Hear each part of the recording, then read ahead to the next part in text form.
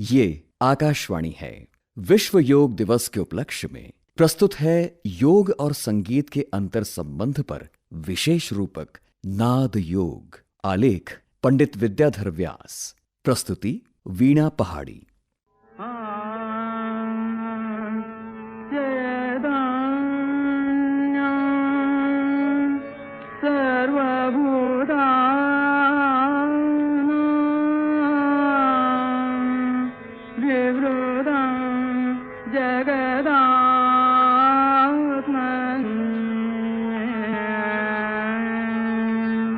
नाद ब्रह्म सदानंद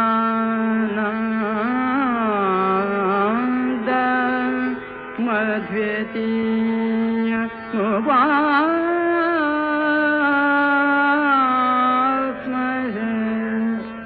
नादोपासनया देवा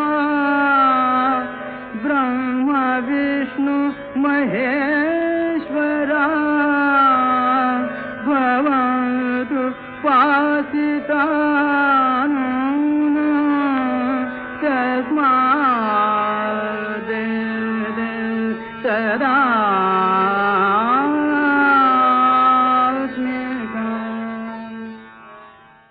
हमारा शास्त्रीय संगीत नाद योग, प्राण योग और स्वर योग का बहुत बड़ा सागर है।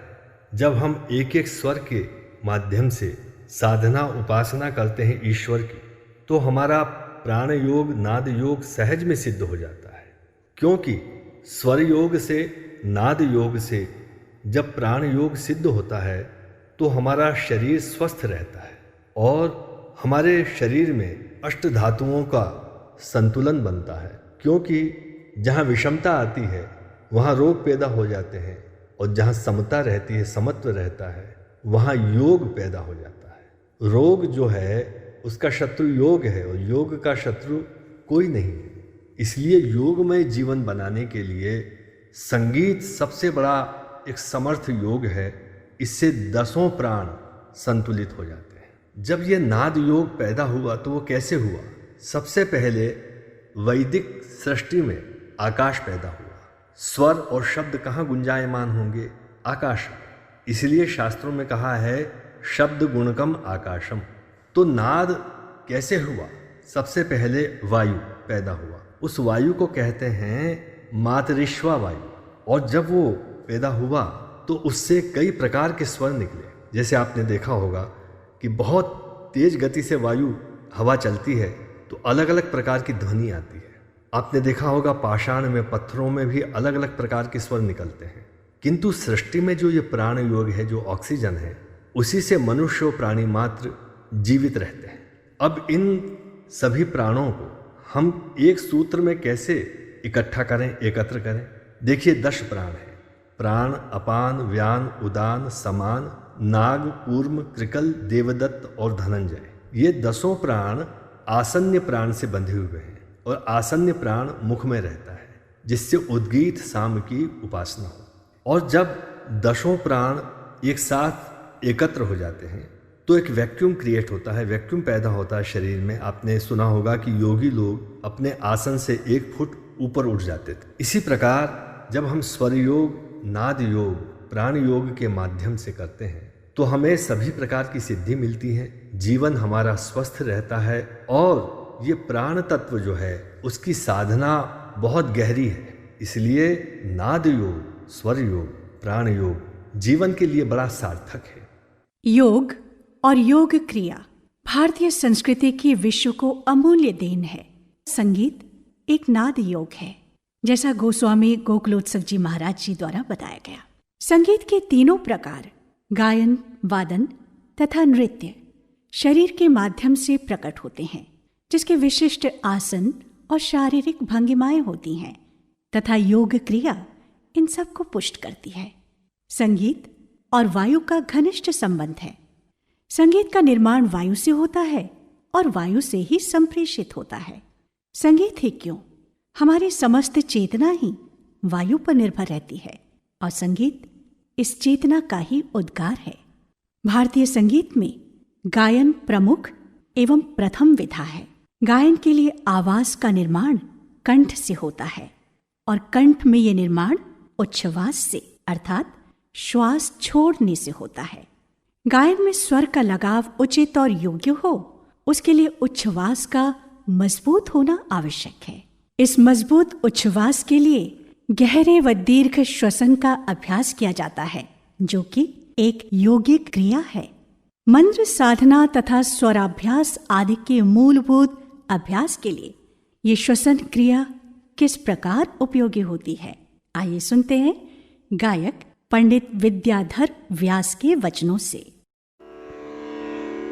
आसन, सुखासन अथवा संभव हो तो वज्रासन अथवा सर्वोत्तम पद्मासन ये लगाकर बैठना है। आसन लगाने के समय ध्यान रखना है कि कमर के ऊपरी हिस्सा पीठ वो सीधी रहे और किसी भी तरह का एक मोड़ शरीर में न आए। शरीर में, मन में कहीं भी किसी भी प्रकार का तनाव न हो और मन एकाग्रचित्त करना ये बहुत आवश्यक है। योग शास्त्र से देखा जाए तो हमारे शरीर में कुंडली और चक्र होते हैं। गायन के लिए ऊर्जा हमारे शरीर के 3 स्थानों से ली जाती है। मंद्र स्वरों के लिए पेट से, मध्य स्वरों के लिए फेफड़ों से और तार स्वरों के लिए गले के ऊपर के तालु स्थान से ऊर्जा ली जाती है, जिससे स्वरोत्पादन और स्वरोच्चारण होता है।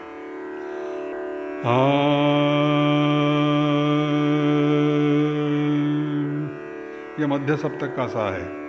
अब नीचे हम मंद्र सप्तक में जाते हैं और जिसके लिए पेट से ऊर्जा ली जाती है। अगर आप गाते समय पेट पर हाथ अगर रखें तो वहाँ आपको कंपन प्रतीत होगा, तो यहाँ से ऊर्जा जो ली जाती है उसका ये प्रमाण है।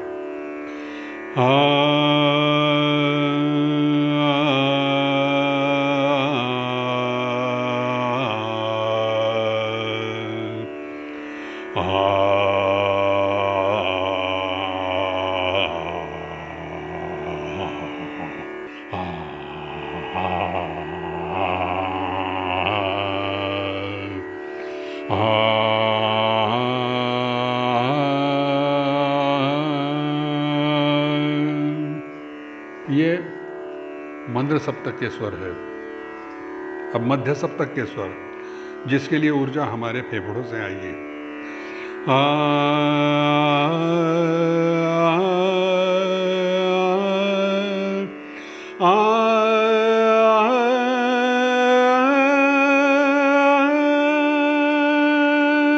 अब तार सप्तक की ऊर्जा हमारे तालु स्थान से आ जाएगी।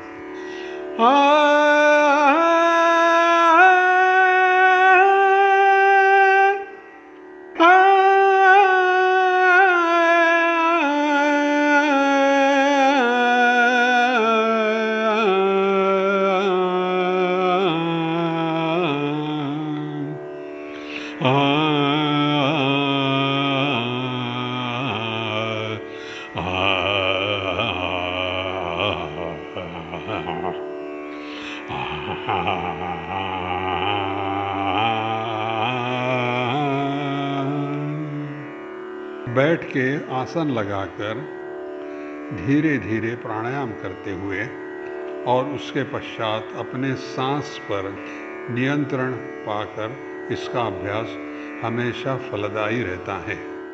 तो एक तरह से इस स्वर साधना से हमारे शरीर की शुद्धि होती है, शरीर का एक व्यायाम होता है, अंदरूनी व्यायाम होता है और उसके साथ साथ हमें गायन के लिए भी बहुत ही एक ऊर्जा मिलती है, शक्ति मिलती है और हमारे स्वर शुद्ध माने किसी विकार रहित ऐसे स्वर बनते हैं। तो ये एक बहुत बड़ा इसका लाभ है, फायदा है और जिसे हमें करना चाहिए। भारतीय संगीत की बहुतांश क्रिया बैठकी है और जिसके लिए सुयोग्य आसन निर्धारित किए गए हैं। हाथ में खड़ा तानपुरा व तुम्बा जमीन पर टिकाकर गायन के साथ तानपुरा वादन की बैठक को वीरासन तथा तानपुरा आड़ा गोद में रखकर व तुम्बा जमीन पर रखकर वादन की बैठक को सुखासन कहते हैं। पुराने जमाने में वज्रासन में बैठकर गायन का रिवाज था। स्त्रियों के लिए हाथ में खड़ा तानपुरा लेकर अर्ध सुखासन या आड़ा गोद में लेकर सुखासन में बैठना निर्धारित है। बैठक को लेकर आइए जानते हैं गायक पंडित गोकुलोत्सव जी महाराज के विचार। जब एक कलाकार गायक अपना गायन का शुभारंभ करता है तब वह जिस प्रकार बैठता है वहीं से योग का शुभारंभ हो जाता है, क्योंकि गायक जब बैठता है तो उससे कूर्म साधना होती है। कूर्म साधना का जो मूल स्थान है वो मूलाधार चक्र है और लम उसका बीज है। वह भूमि पर बैठता है और जब वो अपना गायन शुभारंभ करता है तो उसमें नीचे के सभी लोक समा जाते हैं, जैसे अतल, वितल, सुतल, तलातल, रसातल, महातल और पाताल। ये तो हुआ मंद्र। अब मध्य में तो वो स्वयं है, क्योंकि मध्यम ग्राम से उसके गायन का शुभारंभ होता है। तो मंद्र, मध्य, मध्य से तार और फिर अतितार। अब जो ऊपर के लोक हैं वो कौन से हैं? भूः, भुवः, स्वः, महः, जनः, तपः और सत्यलोक। इस प्रकार वह त्रिभुवन की यात्रा करता है, तीनों लोकों की यात्रा करता है। संगीत में शास्त्रीय गायन के लिए उपयुक्त आवाज के निर्माण के साथ उसके काकू भाव के लिए श्वास नियंत्रण तथा उच्छ्वास आवश्यक होता है। उचित योगासन, योग साधना से ये सब क्रियाएं सुलभ होती हैं तथा आवाज के गुणों में सुधार होता है। आइए जानते हैं ग्वालियर घराने के प्रतिनिधि तथा गायक पंडित लक्ष्मण कृष्ण राव शंकर पंडित के विचार। हमारे ऋषि मुनि कहा करते हैं कि नादादिनम जगत, अर्थात यह जगत नाद के अधीन है और नाद की उत्पत्ति का मुख्य साधन है श्वास और उसी से उत्पन्न होते हैं स्वर। उसकी समान गति और उस पर नियंत्रण, वैसे ही स्वर के मात्रा और शक्ति, वॉल्यूम एंड एनर्जी को अच्छे स्वास्थ्य की ज़रूरत रहती है, जो कि योग साधना से ही प्राप्त होती है। इसी कारण मेरे पूज्य पिताजी पंडित कृष्णराव शंकर पंडित जी ने मुझे संगीत शिक्षा के साथ साथ योग के विभिन्न प्रकार जैसे सूर्य नमस्कार, प्राणायाम, विभिन्न आसन भी सिखाए थे, जिसमें कि नाभि से स्वर निकालने की विधि भी सिखाई। बाद में विभिन्न योग गुरु स्वामियों से मेरी भेंट होती गई। उन्होंने मुझे कुछ ऐसे प्राणायाम बताए जिससे कि आवाज़ मधुर होती है। श्वास पर नियंत्रण, अर्थात प्राणायाम से आवाज़ को तेज और कम करना, अर्थात श्वास से आवाज़ का वॉल्यूम बिना वोकल कॉर्ड्स पर दबाव दिए कम ज़्यादा करना संभव हो सकता है। वैसे ही आवाज़ के रंग बदलना, उसके द्वारा विभिन्न भाव बदलना, वैसे ही आवाज़ में इको गूंज पैदा करना, जैसे संगीत सम्राट तानसेन ने बाल्यकाल में करते थे। उन्होंने स्वामी हरदास जी को शेर की आवाज़ निकालकर डरा दिया था। योगाभ्यास के लिए सही आसन का अत्यंत महत्व है और भारतीय संगीत का पूरा शिक्षण, प्रशिक्षण तथा प्रदर्शन धरती पर सही आसन में बैठकर ही संपन्न होता है। विदेशी संगीत की तरह कुर्सी पर बैठकर या खड़े होकर हमारे रागदारी संगीत की प्रस्तुति नहीं की जा सकती है। यही बात हमारे वाद्य संगीत के लिए पूर्ण सत्य है। किसी भी भारतीय वाद्य की प्रस्तुति जमीन पर बैठकर ही की जाती है। यहाँ तक कि जो विदेशी वाद्य हमारी रागदारी संगीत में आए हैं, जैसे वायलिन, हारमोनियम, मैंडोलिन, गिटार इत्यादि, बैठकर ही बजाए जाते हैं। भारतीय शास्त्रीय संगीत के लिए इनकी प्रस्तुति भी बैठकर ही होती है। वाद्य वादन के लिए वाद्य के प्रकार, आकार तथा बजाने की विधि क्रिया के अनुसार बैठक और आसन निर्धारित किए गए हैं। सुनते हैं सितार वादक तथा चिकित्सक डॉक्टर निशिंद्र किंजल के विचार।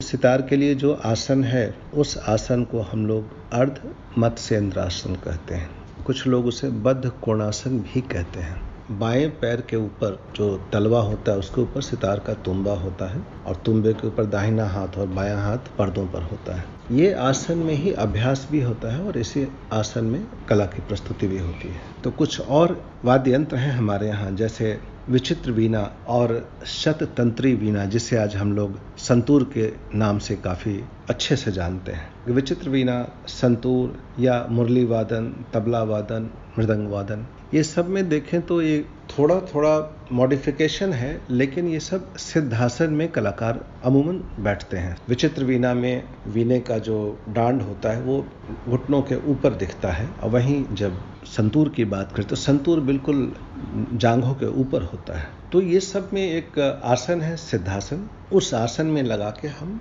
साज को रखते हैं। और सिद्धासन भी एक ऐसा आसन है जिसमें शुगर में फ़ायदा होता ही है, इंटेस्टाइन की प्रॉब्लम में भी फ़ायदा होता है, और जो जॉइंट्स की तकलीफ है, प्रोस्टेट है, यूरिनरी ब्लैडर है, इन सभी चीज़ों में लाभ होता है। यहाँ एक चीज़ मैं आपको बताना चाहता हूँ, एक रुद्रवीण जो हमारे यहाँ बहुत प्रसिद्ध कलाकार थे, उस्ताद असद अली खान साहब रुद्र वीणा बजाते थे। वो जब भी अपने वीणा के बारे में बतलाते थे, कहते थे कि हम वीणा का कोई आसन ऐसा नहीं है कि हम वीणा को रख के बजाय, वीणा हमारी सवारी करती है। वो अपने बारे में कहते थे कि ये वीणा ऐसी वीणा है जो मेरी सवारी करती है। यदि आपने देखा होगा तो उनके ना वो कंधों पे वीणा को रख लेते थे, और वो लगता था जैसे कंधे पे ढो रहे हैं वीणा को, और फिर उसको बजाते थे। तो कलाकार के हिसाब से समझें हम तो 3 आसन बड़े महत्वपूर्ण हैं, अर्ध मत्स्येंद्रासन, दूसरा सिद्धासन, और कुछ लोग जैसे सुरबहार में कुछ लोग ऐसे पाए गए हैं, कुछ कलाकार, कई कलाकार कुछ तबले में भी ऐसे पाए जाते हैं जो वीरासन में बैठकर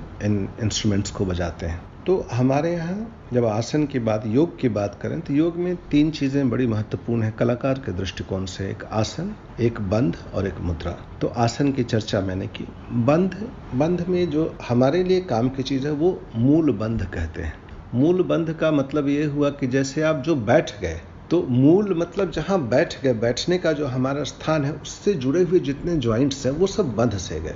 वो उनको हम ज़्यादा हिला डुला नहीं कर सकते रियाज के दौरान या फिर कार्यक्रम के दौरान, तो वो मूल बंध है। उससे बहुत से प्रकार की बीमारियों से बचा जा सकता है, और वो एक तरह से एक्सरसाइज है। और तीसरी चीज़ है मुद्रा। मुद्रा के बारे में संगीत में कहा ही जाता है कि मुद्रा दोष नहीं होना चाहिए, और वो मुद्रा ऐसी हो जो जब हम कार्यक्रम देते हैं और जब श्रोता सामने हैं तो मुद्रा ऐसी हो जो सहज आकर्षक लगे, और श्रोता या दर्शक कलाकार के साथ एक तादात्म्यता बिठा सके। इसी प्रकार तबला वादन में तबले को सामने, डग्गे को एक समय में गोद में लेकर बजाया जाता था, किंतु अब तबला तथा डग्गा दोनों सामने रखकर बजाए जाते हैं। इसी प्रकार मृदंग पखावज भी सामने रख सुखासन में बजाए जाते हैं। आइए जानते हैं तबला वादक शुभ महाराज से। तबले की जो परंपरा है, इसमें प्रस्तुतिकरण के अगर विषय में कहा जाए तो बहुत सारे कालांतर में चेंज हुए हैं। लाइट क्लासिकल स्कूल जो है, ठुमरी, दादरा, जो कंटेंट जो है शहनाई का, कजरी, इन सब चीज़ों के साथ जो बाएं की टेक्निक है वो बहुत कुछ दुक्कड़ से प्रभावित थी। दुक्कड़ जो एक साज होता है जिसमें बायां गोद में रखा जाता है और तबला आगे। फिर और समय के साथ क्योंकि अलग अलग प्रांतों में, दिल्ली में, पंजाब में, फर्रुखाबाद में, अजराड़ा में, इन सब जगहों में तबले को सामने रखकर बजाना का धीरे धीरे प्रचलन आया। गट्टे का और उंगली का बहुत ज्यादा वजन और प्रयोग था, तो गोद में रख के बजाना बायां उतना इजी नहीं होता, तो सामने रख के लोगों ने बजाना शुरू किया, और वो फिर वादन आगे प्रचलन में काफी दिन तक रहा। बनारस घराने की जो परंपरा है, जो पंडित राम सहाय जी द्वारा इसकी स्थापना हुई, इस परंपरा में एक नई चीज ये हुई कि जो बोलों का निकास है वो बहुत खुला है, और उंगली और गट्टे का प्रयोग तो है लेकिन उससे थोड़ा ज्यादा कंधे का सबसे ज्यादा प्रयोग है। बैठने का थोड़ा अंदाज बदला गया, और वो अंदाज ये बदला गया कि पैर को मोड़कर,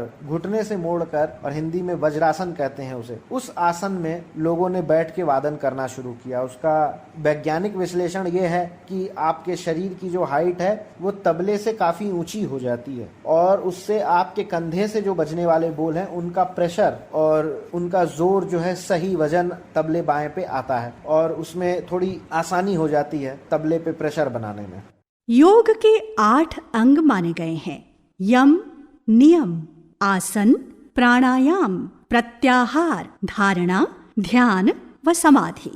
इनमें से पहले 4 हमारी कर्म इंद्रियों से जुड़े हैं। इनका संबंध साधक के दिन प्रतिदिन के अनुशासन, नियम पालन, सही आसन पर श्वसन क्रिया से है। इन चारों का संगीत से सीधा संबंध है, जिसमें गायन और वादन दोनों ही आते हैं। प्रत्याहार यानी हमारे ज्ञानेंद्रियों पर अनुशासन, धारणा यानी स्वयं को जानना, अपनी क्षमताओं को पहचानना, ये भी संगीतज्ञ ही करता है। इसी की पुष्टि करने के लिए आइए जानते हैं बांसुरी वादक पंडित नित्यानंद हल्दीपुर के अनुभव।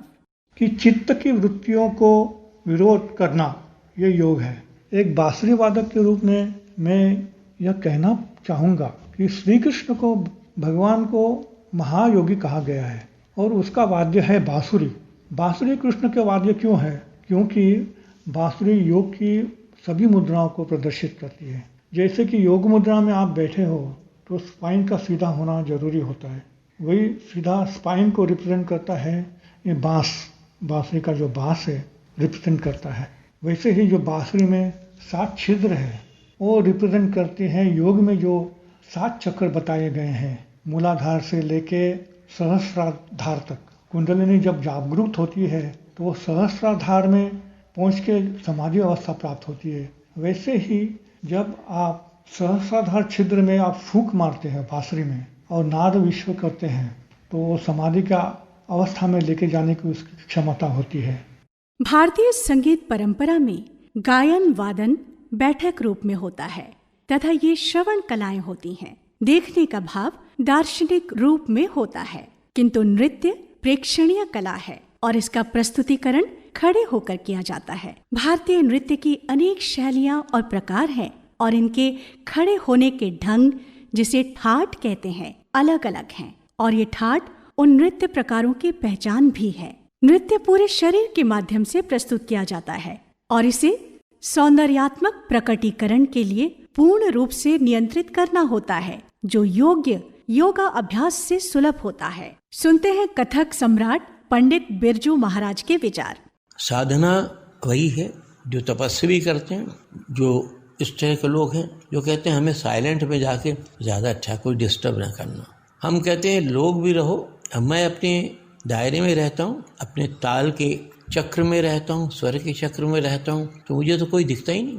अब वो लोग समझते हैं उनके सामने हम खड़े, लेकिन सच बात है कि उसके थोड़ी देर के बाद हम अपने ध्यान में खो जाते हैं। अब ध्यान क्या है? साधना। वही ध्यान मतलब योगा है। हाथ पैर का चलना और ख़ास करके ताल के अनुसार हाथ चलाना या पैर चलाना, वो बड़ा मतलब समझिए, अगर वो उसमें बहकना नहीं चाहिए। हाथ का भी चलना, पैर का भी चलना, एंड स्वर का सा के ऊपर टिक जाना या गंधार या पंचम, जो भी है, जो भी ये स्वर टिकते हैं, जिसको कहते हैं टिकना, वो ध्यान ही तो है, योगी तो है। ताल रिदम का एक बहुत बड़ा चक्र जो हम लोग के अंदर चलता है, बहुत जिम्मेदारी होती है, वो थोड़ा सा हल्का सा फ्री है, उसमें भी गिनती है। 8 तक ऊपर सांस लो, 8 तक छोड़ो, या 4 से लो 8 छोड़ो। हमने भी सीखा, थोड़ा जानता हूँ मैं, अनुलोम विलोम जानता हूँ, कपालभाति जानता हूँ। पर नृत्य जो है वो संपूर्ण योगा है, जिसके अंदर कहते खड़ा होना, नज़र का एकाग्रता, पाँव का संतुलन, हर तरफ एक दिशा में हम लोगों का पैर से हाथ से लेके मस्तिष्क से नज़र, हर चीज़ बॉडी के एक जगह एकत्रित हो जाती है, तो कहते एक बोल किया गया, वो तो महायोग है। स्वर जानना तो ताल जानना सबसे बड़ा योग है। और हम समझते हैं कि योग बहुत ज़रूरी है और बहुत अच्छा भी है और होना भी चाहिए, हर व्यक्ति में होना चाहिए। पर साथ साथ अगर धुन लगी रहे, अगर धुन बजती रहे और फिर योग हो तो उसका कमाल, वो तो कमाल ही हो जाएगा। उस धुन में कभी आप थकते नहीं, क्योंकि धुन लगी हुई है, ईश्वर से धुन लगी है, ताल से धुन लगी है, स्वर से धुन, तो उस वक्त आपके साथ पूरा योग का पूरा रूप है, वो योग रूप ही है वो। पर ताल की तरफ बढ़ जाओगे तो आपका मन भी खुश होगा, आपको मजा भी आएगा कि जरा आनंद भी आ रहा है। विभिन्न योगासन शरीर के अंगों को, स्नायुओं को लचीला बनाते हैं, नियंत्रित करते हैं। योगिक श्वासोच्छ्वास लय द्वारा नियंत्रित होता है, जो हृदय की गति से प्रेरित है। नृत्य के लिए यही गति काम आती है। नृत्य करने के लिए देह शक्ति, स्टेमिना व दम सांस अतीव आवश्यक होता है, जो विभिन्न योग क्रियाओं से बनता है। इसलिए नृत्य के अभ्यास में विविध योग क्रियाओं का समावेश किया जाता है, जिससे नृत्याविष्कार के लिए सुंदर देह संतुलन बनता है। एक साधक अपने श्रोताओं से किस प्रकार योग द्वारा जुड़ता है, जानते हैं कथक नृत्यांगना शाश्वती सेन से। आजकल लोगों ने योग को एक शारीरिक स्वस्थता और सौंदर्य के ही लिए समझा है, पर ये शरीर को जितना सहारा देता है उससे कहीं ज़्यादा मानसिक शक्ति बढ़ाता है। योगा से हमारी सोचने की शक्ति बढ़ती है, हमारी याद रखने की शक्तियाँ बढ़ती हैं, जो हमारे कला में हमको सहारा देता है। पर जब हम स्टेज पे हजारों दर्शकों के बीच में उनकी इतनी नज़रें जो हमारे ऊपर रहती हैं और हमारी केवल 2 नज़र जब उनके इतनी नज़रों के आगे शक्ति पावरफुल एक दृष्टि फेंकती है, तो वो योगा का ही एक असर है। क्योंकि हम लोग इस भीड़ में रह के भी हम कभी भी अपना संतुलन नहीं खोते, कभी भी हमें कोई डिगाता नहीं है। हम अपने चारों तरफ एक लय, स्वर, इन चीज़ों का एक आवरण हम बना लेते हैं, तो हमारे उस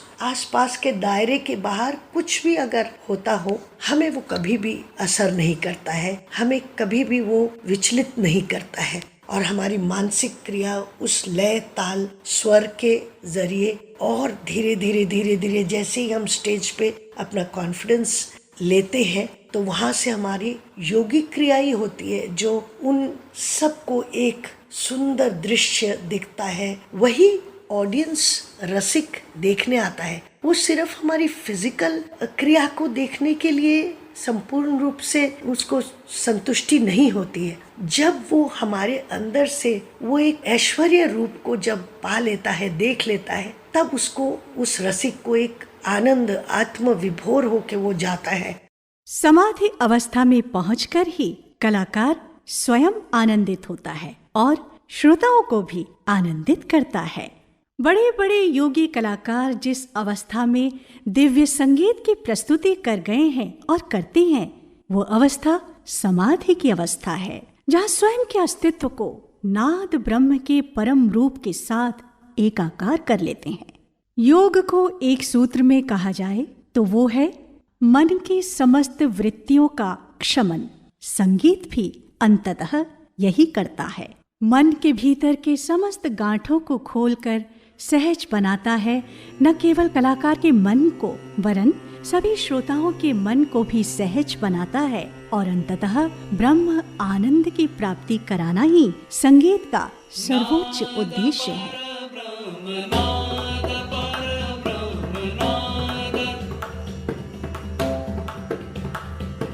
नाद पर ब्रह्म, नाद पर ब्रह्म, अपरंपार, अपरंपार, जाने गुनी जन, जाने गुनी जन, गुण की सार।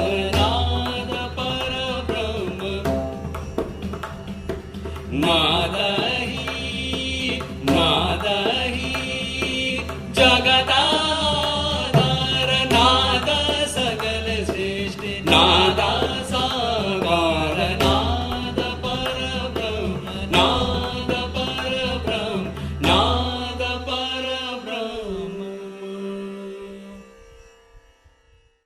नाद योग, ये विशेष रूपक आपने सुना।